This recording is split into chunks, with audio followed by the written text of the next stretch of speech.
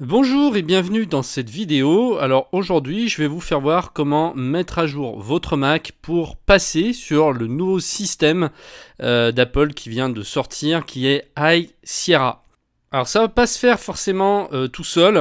Ce que vous allez faire, vous allez aller ici dans l'App Store, vous allez cliquer dessus et vous allez aller dans mise à jour. Alors bizarrement, je pensais que High Sierra arriverait en haut pour me dire de le mettre à jour. C'est pas le cas. Il suffit en fait d'aller dans Rechercher et de faire High Sierra. Voilà. Et donc vous l'avez ici tout de suite qui arrive en haut à gauche. Eh bien, tout simplement, il suffit de cliquer sur Télécharger. Et là, il va y en avoir pour un petit moment, puisque il y a plusieurs gigas à télécharger, hein, donc il ne faut pas être pressé.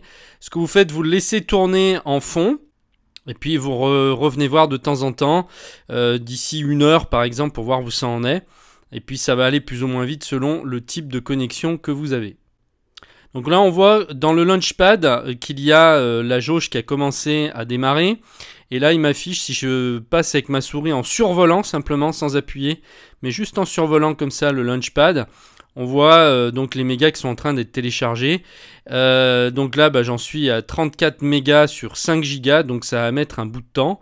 Mais ce que je vais faire, je vais me rapprocher, parce que comme je suis en Wi-Fi, je suis quand même en fibre, hein, je vais me rapprocher en fait de ma Freebox pour que ça accélère le débit pour aller plus vite. Donc on va se retrouver juste après le téléchargement. Je fais une pause, à tout de suite. Voilà, ça y est, on est arrivé à la fin du téléchargement. Alors ça m'a pris quand même pas loin d'1 heure. J'ai pas regardé exactement, mais autour d'1 heure. Sachant que j'ai quand même un gros débit ici. Donc si vous avez un débit qui est moyen, ça peut durer 2-3 heures, voire même plus. Ça peut durer une demi-journée, donc faut laisser le téléchargement se faire. Et puis à la fin, donc une fois que les 5 Go 17 sont téléchargés, vous allez avoir la fenêtre macOS High Sierra qui va s'ouvrir ici pour lancer l'installation. Alors, vous n'êtes pas obligé de la lancer tout de suite, si vous voulez la lancer plus tard. Sachez que déjà, le système est téléchargé sur votre machine et que vous pouvez démarrer l'installation plus tard, simplement en allant dans le Launchpad et en cliquant ici sur Installer Mac High Sierra qui se sera ajouté en fait à toutes vos icônes. Donc pour certaines personnes, c'est possible que la mise à jour soit visible, c'est-à-dire que ici sur l'App Store, automatiquement vous allez avoir un petit 1 en rouge qui voudra dire que High Sierra est prêt à être téléchargé. Pour moi, c'était pas le cas. Donc il faut bien faire comme je vous ai montré tout à l'heure, c'est-à-dire aller rechercher l'application, enfin c'est pas une application, la mise à jour High Sierra. Donc maintenant on va lancer la mise à jour tout de suite. Donc il faut savoir que c'est une version où il y a pas mal de changements et notamment un des plus gros changements, c'est le système de fichiers qui change, qui était avant donc dans un format qui s'appelait HFS. Et le nouveau système de fichiers s'appelle APFS. C'est conçu pour apporter plus de sécurité, plus de vitesse, plus de fiabilité. On a des fichiers qui vont être copiés grâce à ça instantanément. Il y a un chiffrement qui est plus fort et un espace disque qui va être optimisé. Alors par contre, ça va pas fonctionner sur toutes les machines, c'est-à-dire que ça ne marchera que sur les disques SSD. Les disques flash.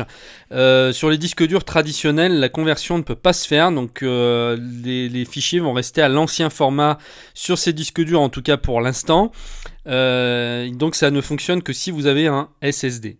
Alors, ce qui concerne la compatibilité, si vous étiez sous Sierra, pas de problème, vous pouvez passer à High Sierra sans vous poser aucune question. Tous les ordinateurs qui datent de fin 2009, alors notamment pour les MacBook, donc les MacBook fin 2009, les iMac fin 2009, et ensuite tous les modèles de MacBook Air, MacBook Pro, Mac Mini, Mac Pro à partir de 2010. Eh bien, c'est compatible avec Sierra. Avant ça, je vous conseille de pas trop vous y amuser parce que vous risquez d'avoir des problèmes. Donc voilà, pour les modèles, en ce qui concerne la compatibilité. Je vais lancer tout de suite la mise à jour et puis je vais filmer donc le redémarrage avec l'iPhone, comme ça on ne perdra rien. C'est parti, on lance, continuer. Donc là, il faut accepter donc les conditions, accepter. J'accepte les conditions du contrat de licence du logiciel accepté. Là, il me demande sur quel disque dur je veux l'installer. Donc, par défaut, hein, ça s'appelle le Macintosh HD. Hein, c'est votre disque dur où est votre système. Donc là, vous n'avez plus qu'à cliquer sur Installer. Ici, vous rentrez votre mot de passe du Mac. J'insiste bien, ici, c'est pas le mot de passe d'iCloud, c'est bien le mot de passe du Mac lui-même, donc de la machine. Hein. Normalement, c'est des mots de passe qui sont différents. Ensuite, on clique sur Ajouter un utilitaire et c'est parti. Là, prêt pour l'installation, je clique sur Redémarrer, fermer les autres applications, et là, il va y en avoir forcément pour un moment. Donc là, ça va fermer les applications qui étaient ouvertes sur votre Mac automatiquement au moment du redémarrage. Si ce n'est pas le cas, eh bien, fermez toutes vos applications d'abord et ensuite relancez la mise à jour et ça va partir.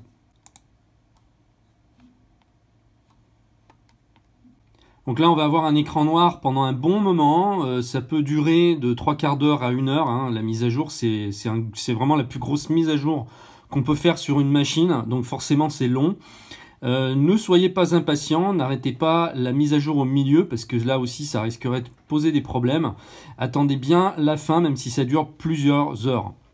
Donc là, le Mac va démarrer. Vous allez avoir la pomme qui va qui va s'afficher, ça va redémarrer plusieurs fois, laissez bien jusqu'à la fin du processus complet.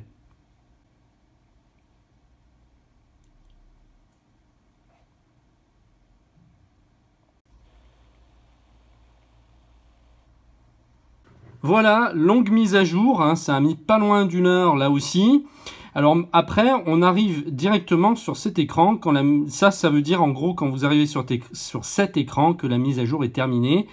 Donc là, à ce moment-là, et uniquement à ce moment, vous allez vous reconnecter donc à votre iCloud. C'est la première chose que Apple demande de faire. Hein. On ne peut plus rien faire maintenant sans l'iCloud.